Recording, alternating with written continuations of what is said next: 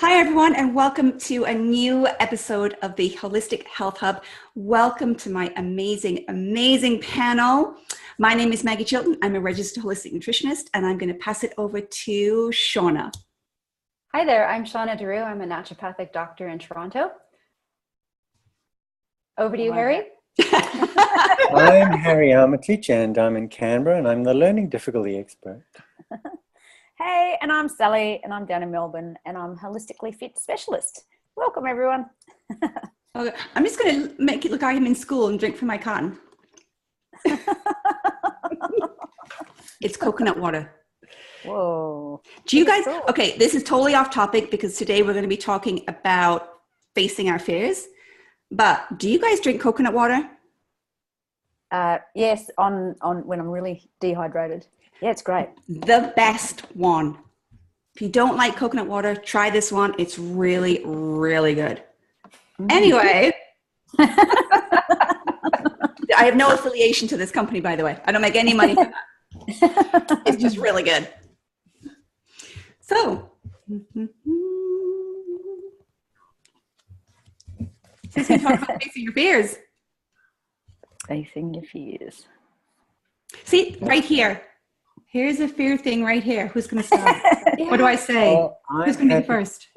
I'm happy to start. Yesterday, with my dear friend Sebastian, we went to a park in Canberra where some professional arborists, tree surgeons, had set up a whole lot of ropes and pulleys and carabiners, and we went up in their professional gear up into the trees.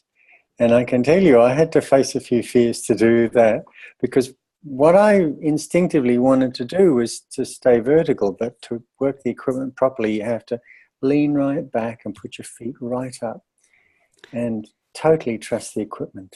So you're upside down? Like your head is towards the ground? You're walking up the tree like you're in an armchair. Right, okay. Yeah.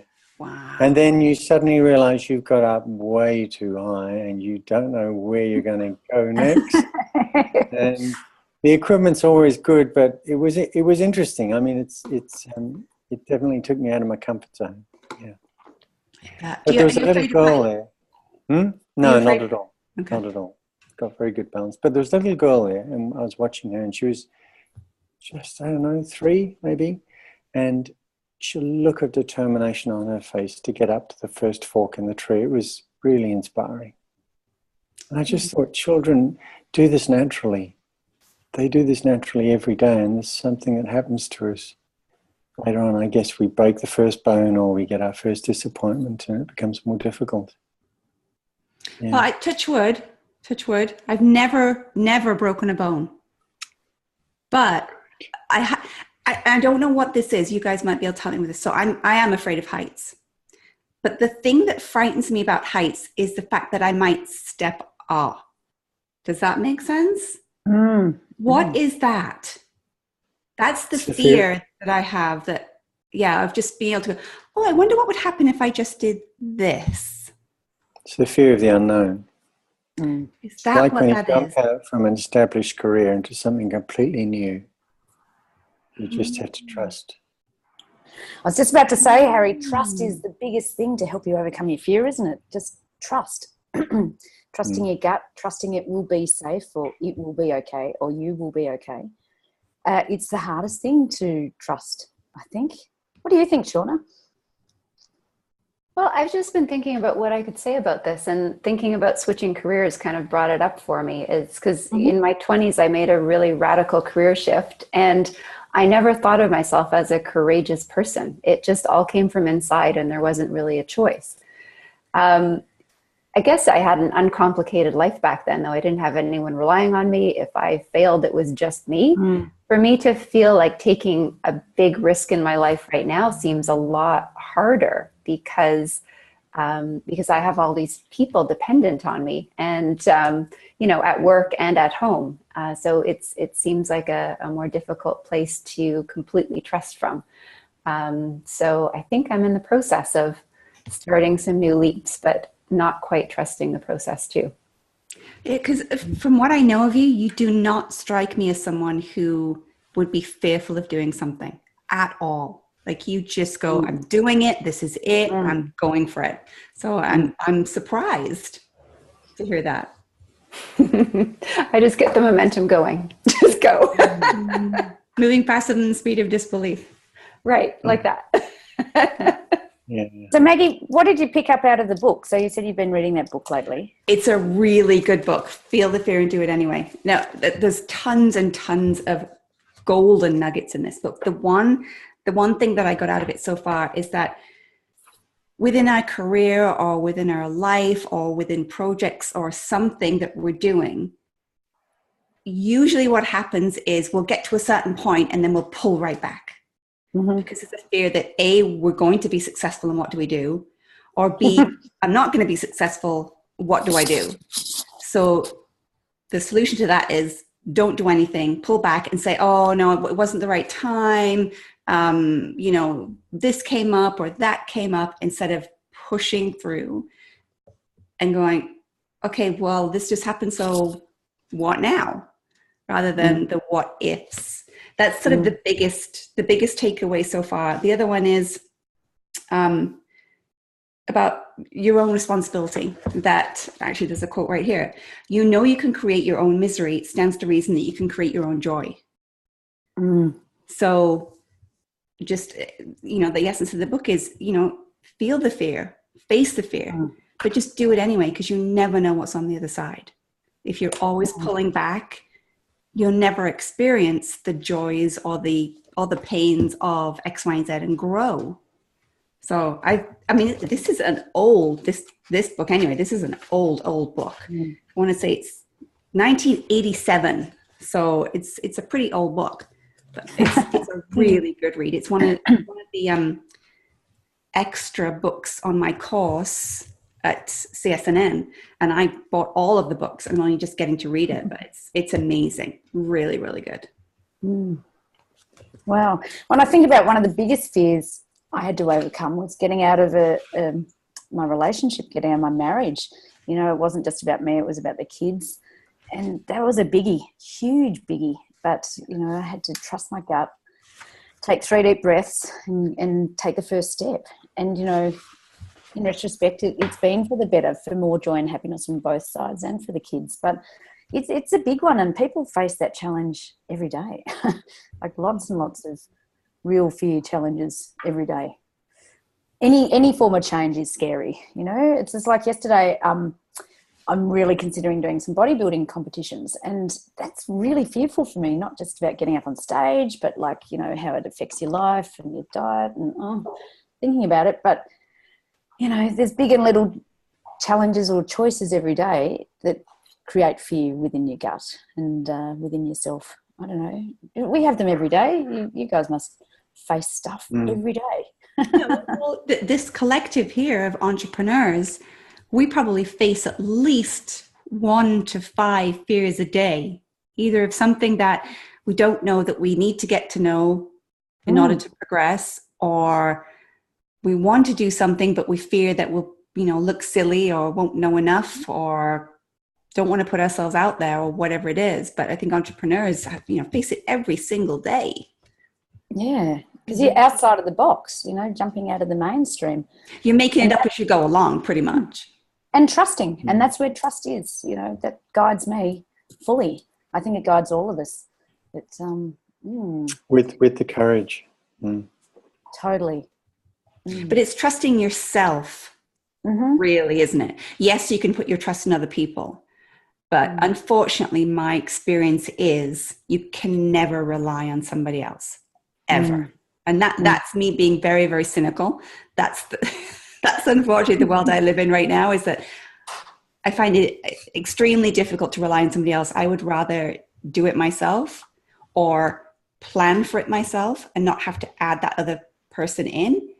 Because then I have, I guess it is control as well, but then I know that it's going to get done. Or then I know that, like, if you're traveling somewhere, or let's say you're traveling somewhere and you organize with somebody else to go with you, you've organized your train and your hotel and all the rest of it, and everything's great. And then, a couple of days beforehand, the other person says, I can't go anymore. That's happened to me on more than one occasion. So I'm just like, you know what? I'm just going to, you do your thing, I'll do my thing, we'll meet in the middle. So, but maybe that's a growing process that I need to work But on.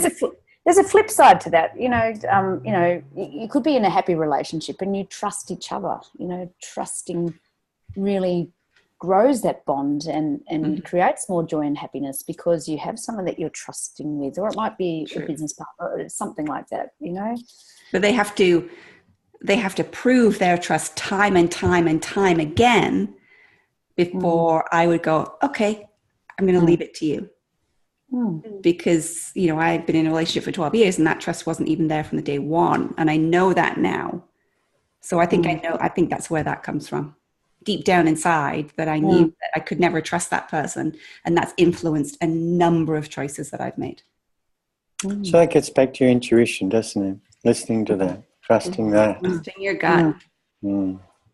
Totally. And then that's that fear, right? It's that gut that makes you go, oh, no, can't do that. Yeah. Yeah, I was just thinking about that too, is sometimes I have a hard time telling what is a fear of making a change or taking a leap, or what is my intuition saying, don't do it yet. Right? Sometimes for me, that gets a little bit murky. I love what you just said there, though. You said, don't do it yet. That's very interesting. I don't know anybody who ever says that. Don't do it yet. Most people say, don't do it. I've learned to trust my procrastination often happens for a reason. So there's sometimes things that I just can't get done. And I used to just beat myself up about procrastinating all the time. But more often than not, the delay was for a good reason. So if I'm working on a treatment plan for a patient, some like amazing information will fall on my lap somewhere in that day that I procrastinated it. It's like sometimes I just can't physically get to it. I'd have to agree with you. That's cool. I really like that, Shauna, actually, because when you can feel things are going in the right direction and you feel you're doing the right stuff, but it's not quite the right time to do that actual step. Like it's, when you're trusting, really, truly feeling that internal guidance, it's like, oh yeah, it's amber. It's not quite green. So is that procrastination then? Or should we call it something else? Maybe because procrastination has a certain connotation to it that you'll just never get to it. You're wasting time. You're doing other stuff. But maybe it should be called something different. That's a little bit more. It's timing in my head. The timing isn't quite right. Yeah. Timing's a good word.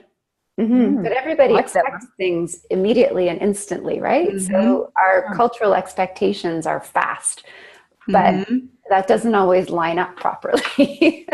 Remember the good old days where you had to write a letter and it would take like a week to get somewhere till you get your response? Now if you leave it more than 24 hours or 48 hours, we're like, why didn't you text me back? Or why? You're dropped. Yeah. Swap right. So do you think, Harry, fear gets, I don't want to use the phrase worse, but I'll use it for now, gets worse as you get older or easier as you get older? I think you have lots of choices over your life, and you can make choices to run away or to embrace what you need to. And I think you build up this action by action over your life, and you end up as the sum of the previous choices you've made. So that if you're fearing something and you constantly move forward and push the fear aside and just say, I'm going to do it anyway, the more times you do that, the less fear you'll have. And then it will just be a question of, what should I do? That's the answer. Go for it. Yeah, and the converse of that is you can see people, well, in this town where I live every day, who go to line up at the bus stop for their public service jobs, and they have the superannuation, which is like golden handcuffs, and they're scared to do anything else. Their whole life is driven by fear. Yeah. So I think we always have choices, even despite what you've done previously. You always have choices. And not making a choice is making a choice. That's right. Yeah. So I have a choice whether to come on today and speak publicly with you three. We're Or glad not. that you chose to come on. Woohoo, Harry. Yeah, you made it. But unfortunately, our time is up today. So if you've loved this video, please make sure that you share it with your friends, tag them in Facebook, give us a thumbs up on Facebook, subscribe to our YouTube channel, and please leave us a message. Anything that you want to talk about, anything you want to talk about, whatever fears you have, write them down in a comment and we'll be sure to get back to you. Don't forget to subscribe to our channel. Okay, we'll talk to you soon. Bye. Bye.